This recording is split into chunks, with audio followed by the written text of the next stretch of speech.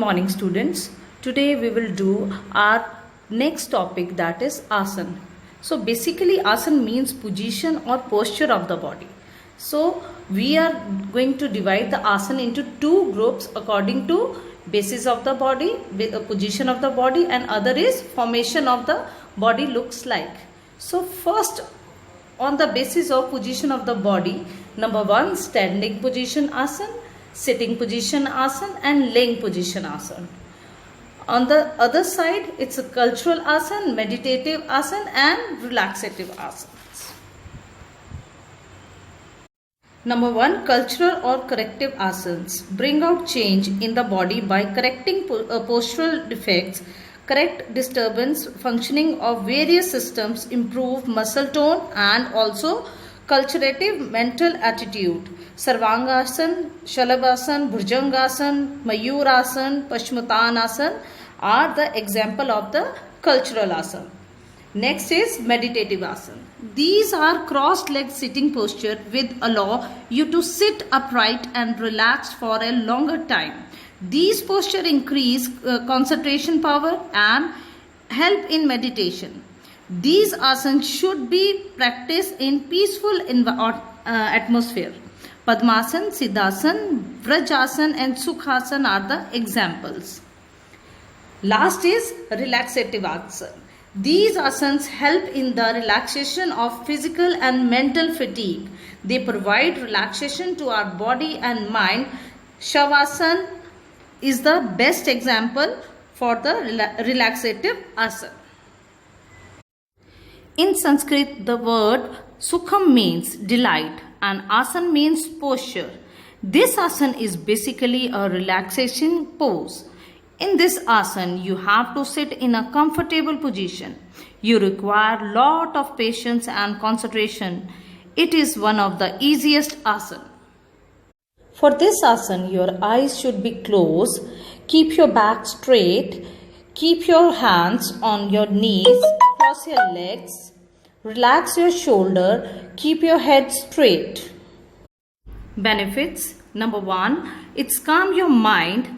Kick out anxiety, stress, and mental tiredness. It helps in improving body posture. It helps in reducing fatigue. It strengthens your back. It strengthens your ankle and knee. It gives gentle massage to your knee, calf, muscle, and your thighs also. But if you have knee injury or knee joint problem, then avoid this asana. Second asana is Tadasana. The word Tad is derived from the Sanskrit word which means palm tree. This asana is called Tadasana because in this asana the person stands straight like a palm tree, stretching his whole body upright. In this asana, balance on the toe, your legs should be straight, your back should be straight, and you have to stretch your arms, and firmly your thighs muscles should be firmed. There are some benefits: improve posture, improve blood circulation, increase height, knees, thighs, and ankle become strong, make spine more agile, improve balance. Next is Padmasana. It is made of two words, Padma and Asana. Padma means lotus. The legs in the sitting position of the asana gives the appearance of lotus. This is meditative asana. In this asana, you have to sit across leg on the floor. Place your hands on your knees. Relax your shoulder and you have to take deep breath and your breathing should be relaxed. Sit upright and your back should be straight. Now benefits. It is good for concentration and memory. It brings calmness and peace. It is good for digestion. It stretches legs, muscle and bring flexibility in your legs.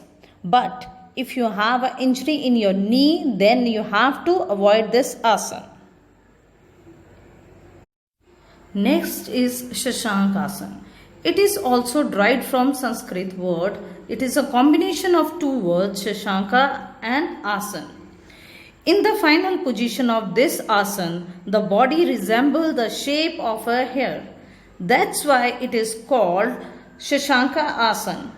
This asana helps to regulate the functioning of the organs of the endocrine system, especially the adrenal glands and the pancreas located in the abdomen. These glands produce hormones and play a vital role in energy allocation. Next is how to perform this asana. So you have to lay down, sit, bones pressed down, arm extended along, forehead relaxed and resting. Drop spine into body, extend hip back towards the heels. Now benefits. The relaxation of the body and the hip is reducing the stress. It improves the functioning of liver and kidneys. It stretches the spine and make it flexible and strong. It is effective in a management of diabetes. इसके अलावा strengthening knee, improve digestion, cure asthma and all such things. But if you are suffering from backache or cervical, then you have to avoid this asana. Next is Snoka asana. It is also derived from Sanskrit word which means boat. The final position of this asana resembles as a boat.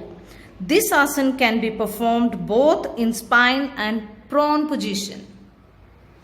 So next is how to perform. Number 1, keep the neck straight, lift the chest, straighten the arm, stretch the feet, keep the legs straight. Balance weight between tailbone and sitting bone. Focus on core muscles. Keep the back straight. Now benefits. Reduce belly fats, enhance digestion, protect kidney, thyroid, tone arm and leg muscles, helpful for people with hernia. Next is Vrikshasana. The Sanskrit word Vriksh means tree. Thus, this is the tree position. It is balancing asana just like a tree. If you will see, then foot seems to be like a roots, legs like a trunk, arms as the branches and leaves, head as top of the tree. So, all makes the posture in the shape of tree. Tree position, how to perform. Keep your hands in a mudra of Namaskar. Look forward, spine should be straight. Push knee, place foot on inner thigh. Keep your leg absolutely erect. Now benefits. It improves balance, strengthening buttock, thigh and ankle and spine. Increase mental and physical stability. Boost concentration, calm and release stress. If you will do regular practice of this asana, it will help in developing concentration among students. It improves balance and coordination of body. It improves blood circulation. It tone up muscles of the legs also.